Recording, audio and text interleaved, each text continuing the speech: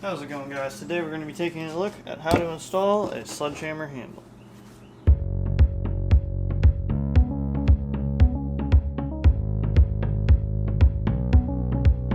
First thing you're going to want to do is make sure that your head, that you know which is the bottom and which is the top. I know this spot is the bottom because when I took the old handle out, it's coming out this way. So usually, if you don't know, the bottom is going to be a little bit bigger in diameter than the top, so that's another way to figure it out. So got this all derusted and cleaned up. What you want to do is you want to take your handle here, and you're going to want to take like a 4 in hand. I think that's the best tool to do this with. I've made a bunch of other videos where I talk about this in more detail, but what you want to do is you just do a test fit like I just did here. So you slip it in here, see how far in there it goes, kind of mark it or just make note of it, and then go ahead and shave off or sand off with the 4 in hand around that area. Then you test fit it again, shave, test fit. So I'm going to go ahead and work on that,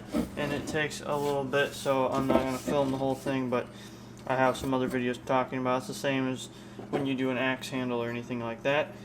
And then we'll come back when it's mostly ready to be fitted.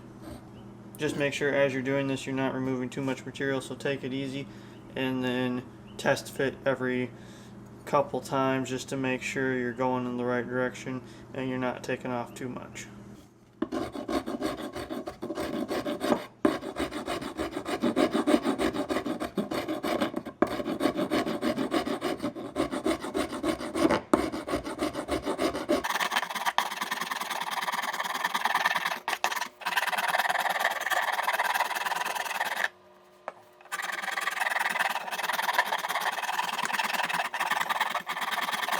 Alright, so I've removed some material here, and what I did was I went ahead and test fitted it. So I slid it in here like, hang on a second, like so. So I just had it setting in the top here, and I pushed down on it, and it's gone in quite a ways. So we're going to mark it and then try and get it back out and then work from there down. Sometimes these handles don't need as much material removed as others. Really just depends on the shape of the eye of the tool. So that's why you really have to kind of test fit it and be careful with it. Make sure you don't overdo it and ruin the handle. Also, when you pull it out of there, you can see areas where it's rubbed, so you can also work on removing material from those areas as well, and that'll help it get in there a little bit easier. But I know for sure that I need to work right in here probably, and then up in here to bring it down a little bit narrower so the whole thing will go in. Alright, so we're gonna go ahead and give it another test fit here. I've removed some more material from it, and so you can see it kind of goes in there a little bit easier, and then if you push down on it you can get it in there even further. So now we can kind of see it starting to poke through the other side here, getting close to that, and so you need to work on shaving it so it'll get through there a little bit easier.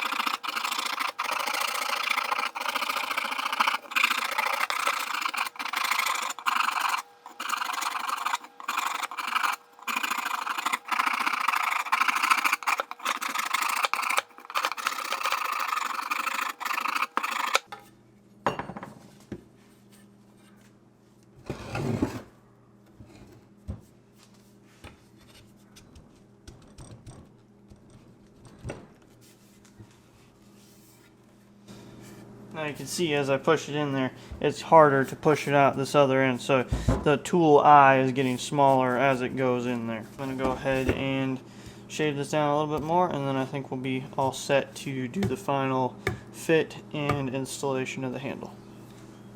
Alright, so I've removed some more material now, and as you can see, slips right in there, so that means we're getting really close to the end there if we can get it coming out the top like this. In fact, this one here is turned out really good, so I'm going to go ahead and do the next steps here to fully install it to the hammerhead.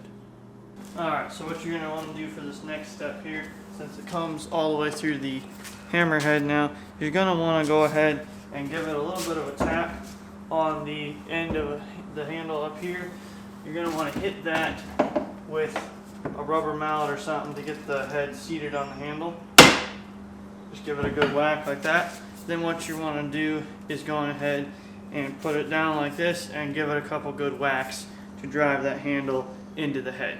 It might seem counterintuitive, but hitting the bottom of the handle, and that will drive the head up with the forces of inertia and all that good stuff.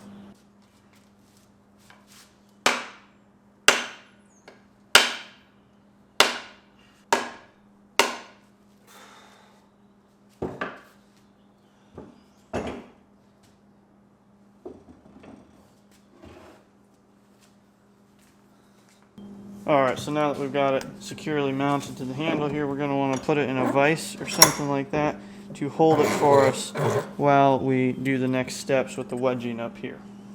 What I recommend is taking some pieces of scrap wood like this and putting them in the jaws of your vise around the handle. That way it'll keep the handle from getting all marred up in the vise.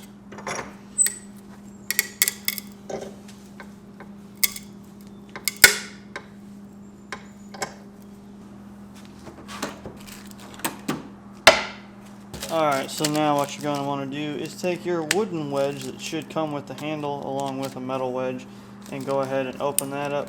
They have instructions in these packets if you're a first timer, or you could just watch a video like this and that would definitely suffice. I've never really used the instructions for these. I've always just gone with videos online when I first started doing it. So now you're going to want to take this and do a dry test fit in the head of the hammer. Alright, so take your wedge, stick her right there like that. As you can see, there is a little bit of overlap on each side of this. So what we're going to do is we're going to slide it over to one side and make a little mark there, and then cut it off just a little bit. That way we won't have extra hanging over the edges into the metal. Next we're going to go ahead and pop it out of there and take a knife to it and cut it. Alright, so we've cut our wedge down to fit just like that. We're going to go ahead, do the dry fit like that. Fits in there real good. So now we're going to take some wood glue or something like that and put it along the bottom of the wedge here. That way when we pound it in, it will slide up the wedge and cover the whole thing with glue.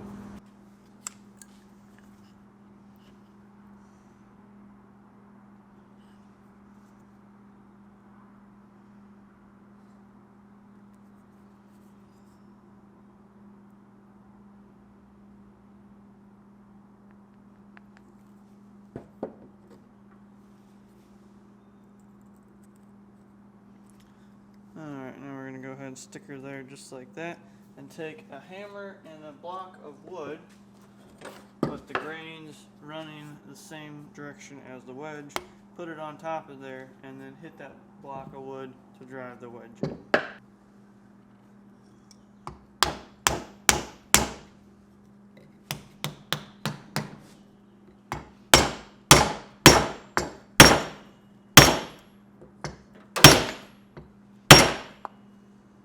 Alright, now as you can see now, we've got a really nice spread there, so it's not going to come back off. So what we're going to want to do is kind of pick a spot here and mark, and then we're going to take a saw and cut it off. Some people will leave a little bit, maybe like a 1/4 inch or less sticking out of the top. Some people just cut it off flush, so whatever you feel like doing for yours works, and then we'll move on to the next step. Now when you're doing this, you do want to make sure it is a fine tooth saw, so something like a Japanese pole saw or a miter box saw works really good for this step.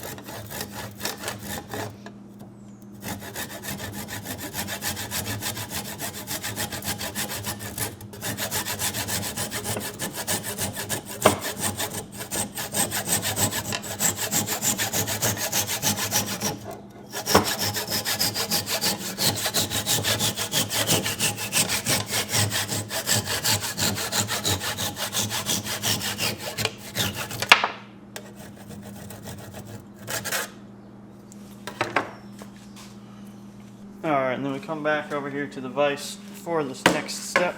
We're going to put a metal wedge in the top of this handle. Now when it comes to doing the metal wedge, there are a couple different types of metal wedges that are out there. There are these flat triangular ones that come with the kits a lot of times. Then there's also these crazy safety wedges that they come out with over the years. This is what was in here before. I can't get the wood out, so if you have a safety wedge, they're really hard to reuse, if not impossible. You can buy them. They're not super cheap, and you know, it's hard to get the right size. I ordered 3 different kinds and I still haven't gotten one exactly this size. So you can go with that, or you can order the safety wedge like that. It really depends on what you feel is best and what resources you have available. Also, before you put the metal wedge in, I do like to kind of take the 4 in hand and just smooth out this top area if it's rough. That way you have a nice look when you're finished. For this next part, you're going to want to make sure you're wearing earplugs, and you're going to want a metal hammer instead of the rubber mallet. And then you're going to want to take your metal wedge here and put it at a bit of an angle. You don't want it 90 degree, but maybe, you know, slant it a little bit in one direction or the other. That way it'll kind of spread it multiple directions. You have the wooden wedge spreading this way. The metal wedge will continue to spread this way as well as push out to the other edge.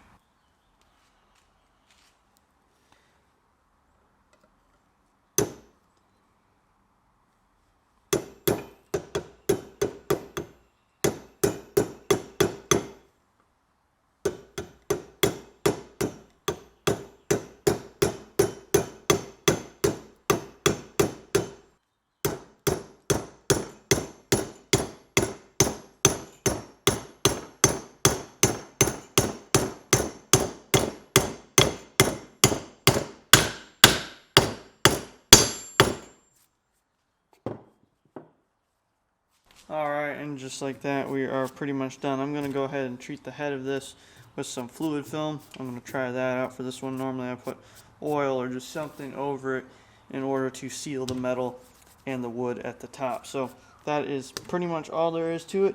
Thank you guys for watching this video. I hope you found it helpful. If you did, be sure to give it a big thumbs up. Smash that like button 2023 style if you're into that sort of thing, and share the video with a friend. If you've not done so already, please consider clicking subscribe. We try and make a new video every week. As always, stay safe, and we'll catch you on the next video.